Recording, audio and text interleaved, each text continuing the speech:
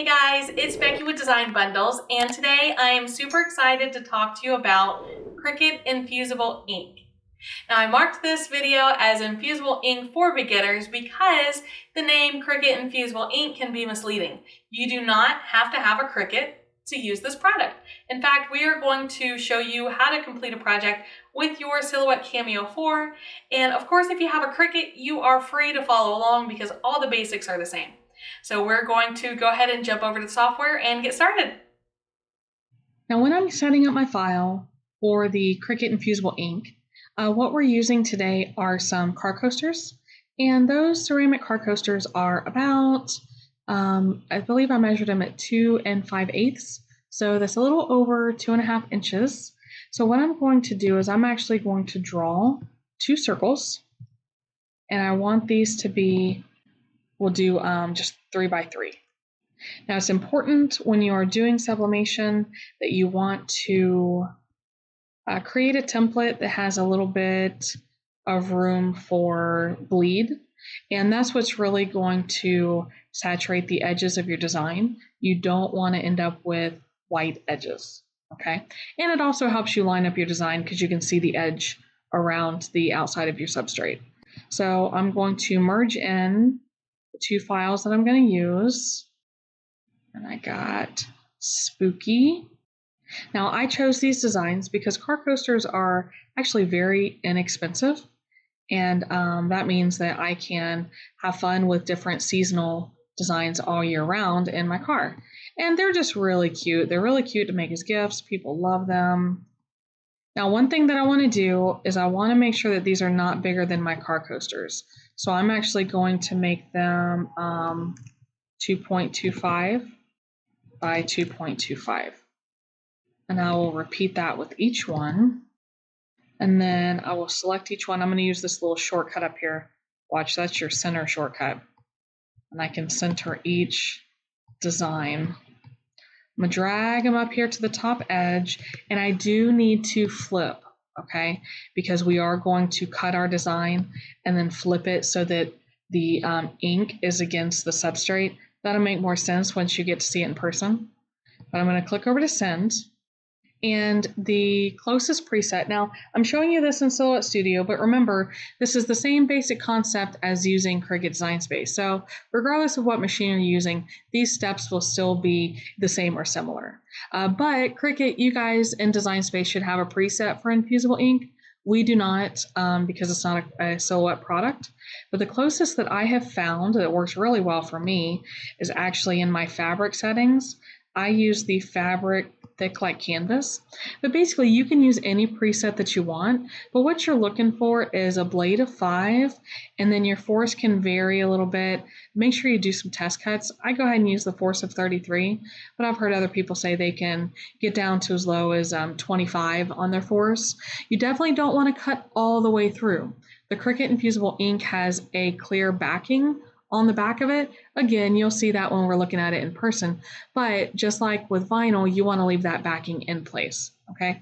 But I have already used this one. I've done test cuts with this and it works well for me. So do your test cuts, but it should work well for you also. I'm going to go ahead and send this file over to cut on my Cameo, and then we will reconvene in our work area. So this is the Infusible Ink. This is how the kit comes. So you're just going to open the box. Now they have different kits, so you can get smaller ones, I think are for the Cricut Joy, and then you can get ones that just have 1 or 2 sheets in there, but this is a 4-pack. And evidently you gotta pry it open. So we're sealed in a package. Looks like mine was dented a little bit. Okay, so you do want to be careful. This is the part that you want to protect. That is your actual sublimation printed sheets. So you can flip through, see which ones you like. They are rolled pretty tight. I actually want to get all the way to this one. This blue one is the one that I wanted. And then these are, I'm gonna guess this is the equivalent of the butcher paper that you use to handle your blowout ink. But this is a 12 by 12. So I can line it up on my cutting mat. Okay, then I'm going to load this into my Cameo. Okay, so I have cut. You can tell I did my little test cut up here, okay? And what I want to show you, first of all, is I do go ahead and weed this while it's on the cutting mat. And I set up this design. Remember, I did the 3-inch circles because I actually am going to weed out the inside of my design. So I'm going to do that similar to what I would do for vinyl. But this actually feels and cuts pretty similar to cardstock.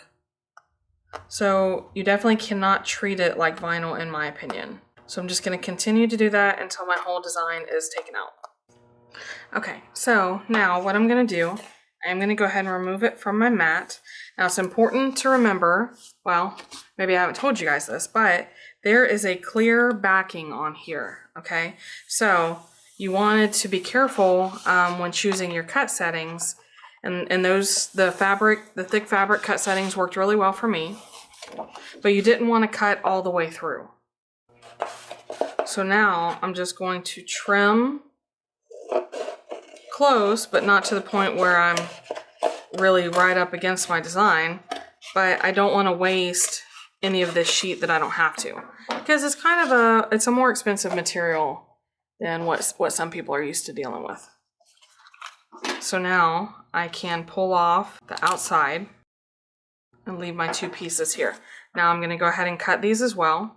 And let me introduce you to my card coasters. Okay, so these are really awesome. I really love them a lot. I feel like card coasters are a really neat gift. You'll notice they have a white side and kind of a, I don't want to call it off-white, but one side is brighter than the other. That's the side you're going to sublimate on. And most of them that you get, these do in particular, they have this little divot here. That is so when it's sitting in the bottom of your car cup holder, you have a little area that you can reach in and get to, okay? Now, what I want to do is I'm going to, when I'm looking at it, I like for this to be on the right-hand side, but it can be anywhere you want. So because I like it to be on the right, I'm going to turn this over and I'm going to center it with my design here, okay? Now, if you're using this on a larger substrate, then this is actually sticky. The clear part is sticky, so you would be able to stick that to your item. Mine is not sticky. So I'm going to hold mine in place. Let's move this one out of the way. We'll do one at a time. And I will go ahead and, now this is the paper that came with my infusible ink. What you see underneath is just a plain piece of butcher paper. I have it handy because I do work with sublimation a lot. But you can use butcher paper, you can use parchment paper. Some people even use copy paper. So that's up to you. So go ahead and cover it with your paper. Okay, now remember, that's going to roll up if you don't hold it. So my Easy Press is already heated up. I'm doing 400 degrees for 60 seconds. And just make sure that you don't get your fingers under there. Sublimation requires easy pressure and constant pressure. So you don't want to, you don't have to worry like you do with HTV and make sure that you really get down on it. But you just want to hold it in place. And I have a mat underneath here that came with my Easy Press, and that really helps too because it's like a pressing pillow, and it'll help keep my substrate flat against my Easy Press. So now you see that the Easy Press is actually quite large in comparison to our project, and it's pretty tempting to do more than one at a time. I'm not saying you can't experiment with it, but I only press one design at a time unless there's some reason that I need to do them both. So now you do need to be careful of something called ghosting. You want to make sure that you lift your design straight up, and look how awesome that turned out, you guys. I'll show you a closer up picture. Let's move this out of the way and see how you have some ink blow off right here. Okay, we don't want that. Well, I mean, that's what happens with sublimation, but we don't want to use that area again because it has that ink on there. Same thing with your cover sheet, you want to toss it too. So I'm going to take my card coaster and I'm going to put it over on this side here. So I'm going to line it up. Now your sublimation, because number one, you're heating at a higher temperature, and because you're heating for a longer time, these do get really hot. Okay, so let's also talk about different types of temperature and pressing times. When you're working, so you can use infusible ink pretty much on any substrate that is made for sublimation and any fabric made from polyester. So what that means is that you're not limited to the Cricut brand sublimation blanks, but each one will have a different pressing temperature and pressing time because some items are more sensitive than others. So you will want to check with the manufacturer of those items and make sure that you are pressing for the correct time and temp. Now 400 degrees for 60 seconds is my starting point for sublimation and infusible ink. So just make sure that you check that out, and if this is something that you're new to, you may want to buy a few to play with. So now when we're talking about ghosting, when we're using fabric and that sort of thing, you can actually use an adhesive spray. I have not tried it with the infusible ink, but you can use an adhesive spray to keep your design in place. That way it doesn't shift while you're pressing. So I'm very happy with those. Give me just a second, and we're gonna let those cool, and then I will show you a close-up picture. So I think both of these turned out really, really good, and I cannot wait to put them in my car. I know that car coasters is one of those frivolous little things, like who really has car coasters? Well, this girl has car coasters, that's who. And I love doing them with sublimation, aka Cricut Infusible Ink, because they're just so easy and they're permanent. This is not going to come off, it's not going to wash off. It is not like vinyl where you really have to worry and be gentle with it or coat it with something. It is literally into your substrate. So if you are on the fence about using sublimation, you want to try it out before you buy a printer, these infusible ink sheets are really one of the best ways to go and try it out. So with a little bit of heat, you do have to have either a heat press or like I showed you with the easy press. Okay, but all you need are these sheets and a heat source, and you're good to go.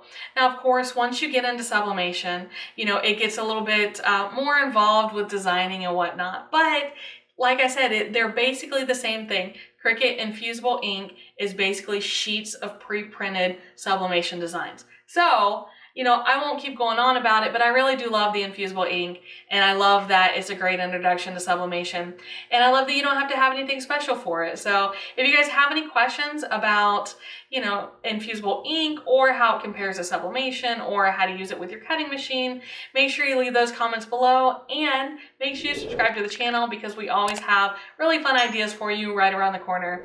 Thanks for stopping in today, and we will see you next time.